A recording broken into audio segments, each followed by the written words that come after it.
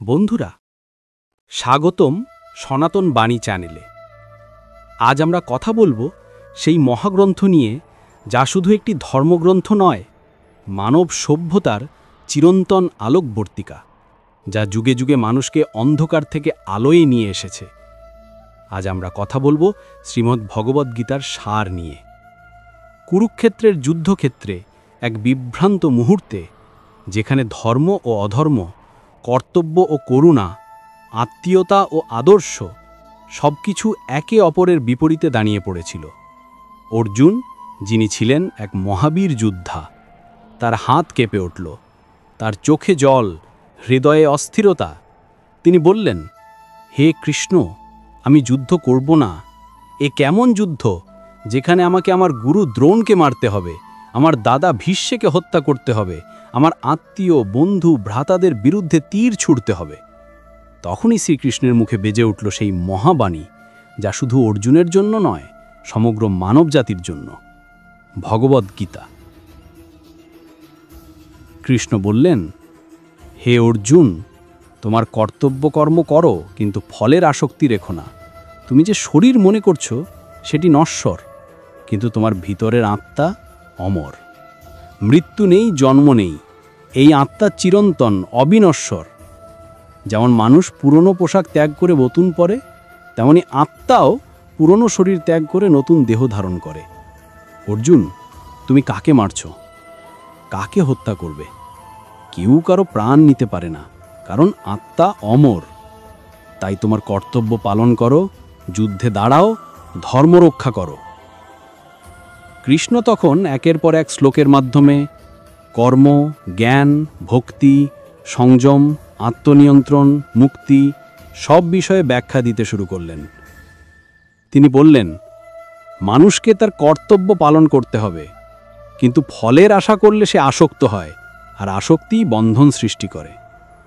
ফলের আসক্তি মানে দুঃখ, কারণ ফল কখনো আমাদের হাতে নয়। তুমি তোমার কাজ করো নিঃস্বার্থভাবে, ফল ঈশ্বরের হাতে ছেড়ে দাও। এই হলো কর্মযুগ। কর্ম করো, কিন্তু নিজের অহং দিয়ে নয়, ঈশ্বরের প্রতি উৎসর্গ হিসাবে করো। যেমন একজন উপাসক ফুল তুলে ঈশ্বরকে দেয়, তেমনি তোমার প্রতিটি কর্ম যেন ঈশ্বরের পূজা হয়। কৃষ্ণ বললেন, হে অর্জুন, তুমি জ্ঞান অর্জন করো। জ্ঞান মানে এই যে আমি শরীর নই, আমি আত্মা। যখন এই জ্ঞান আসে, তখন মৃত্যু, ভয়, দুঃখ, ক্রোধ সব চলে যায়। জ্ঞানই মুক্তির চাবিকাঠি। কিন্তু এই জ্ঞান একদিনে আসে না। এজন্য মানুষকে সংযমী হতে হয়, ইন্দ্রিয়কে নিয়ন্ত্রণে আনতে হয়, মনকে স্থির করতে হয়। মন যদি বিক্ষিপ্ত হয়, মানুষ নিজের ঈশ্বরীয় স্বরূপ চিনতে পারে না। গীতা বলে, মনই মানুষের বন্ধু, মনই শত্রু। যে মনকে জয় করেছে, সে শান্ত, সে সুখী, সে মুক্ত। যে মনকে জয় করতে পারেনি, তার জীবনেই অশান্তি, দুঃখ, অন্ধকার। কৃষ্ণ আরও বললেন, মানুষকে সংযমে থাকতে হবে, কারণ ইন্দ্রিয় যদি অবাধে চালে, তবে মন বিভ্রান্ত হয়, আর বিভ্রান্ত মন মানুষকে পতনের দিকে টেনে নিয়ে যায়। তাই গীতা শেখায়, আত্মনিয়ন্ত্রণই সত্য শক্তি, নিজের উপর বিজয়ী প্রকৃত জয়। অর্জুন তখন প্রশ্ন করলেন, হে কৃষ্ণ, এই জ্ঞান অর্জন করা তো কঠিন, তাহলে সাধারণ মানুষ কিভাবে মুক্তি পাবে? কৃষ্ণ তখন বললেন, ভক্তির মাধ্যমে। ভক্তিই সর্বোচ্চ পথ। যে আমাকে ভালোবাসে, যে আমাকে সম্পূর্ণভাবে আত্মসমর্পণ করে, সে আমার কাছে প্রিয়। ভক্তি মানে কেবল নামজপ নয়। ভক্তি মানে নিজের হৃদয়কে ঈশ্বরের হাতে সমর্পণ করা। তুমি যা করো, যা খাও, যা দাও, যা ত্যাগ করো, সবই আমার উদ্দেশ্যে করো। ভক্তি মানে ঈশ্বরকে ভালোবাসা। যেমন শিশু মায়ের কোলে নিশ্চিন্ত থাকে, তেমনি ভক্ত ঈশ্বরের করুণায় নির্ভর করে। কৃষ্ণ বললেন, আমি সবার হৃদয়ে আছি, আমি প্রতিটি প্রাণীর ভিতরে অবস্থান করছি। আমি সেই আত্মা যে সব শরীরে আছে।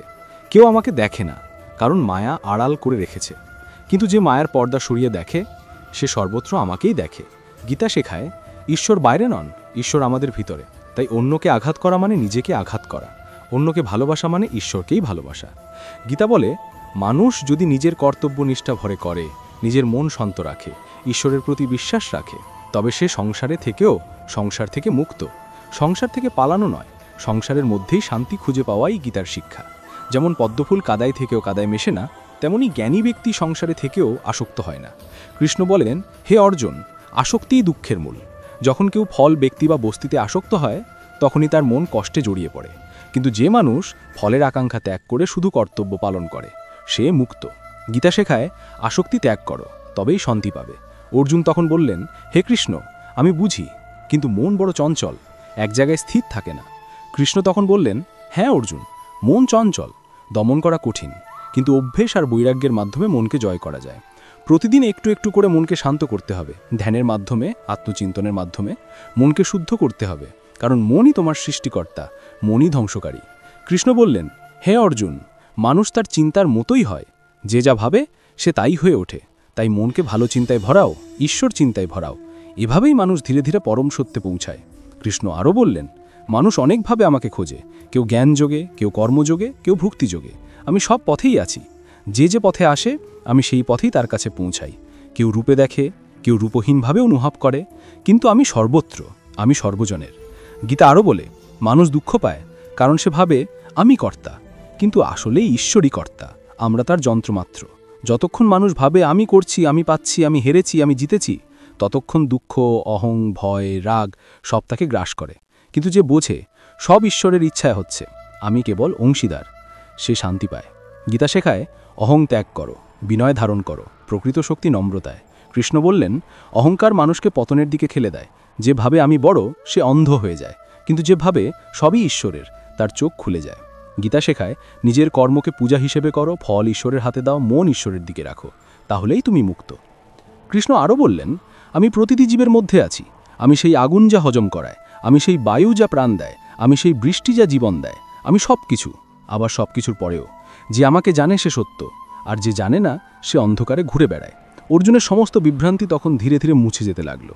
সে বুঝল, আমি দেহ নই, আমি আত্মা, আমার কর্তব্য ধর্ম রক্ষার জন্য যুদ্ধ করা। কৃষ্ণের বাণীতে অর্জুন জেগে উঠল নতুন আলোয়। সে বলল, আমার মোহ নষ্ট হয়েছে, আমার স্মৃতি ফিরে এসেছে, আমি এখন স্থির, আমি যুদ্ধ করব। এই অর্জুনের জাগরণই মানুষের জাগরণ।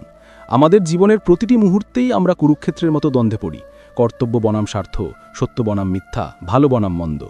তখনই গীতা আমাদের মনে করিয়ে দেয়, ওঠো, দাঁড়াও, নিজের ধর্ম পালন করো, ফল ঈশ্বরের হাতে ছেড়ে দাও। গীতা বলে, যে মানুষ নিজের কর্তব্য পালন করে কিন্তু ফলের আশা করে না, সেই মুক্ত।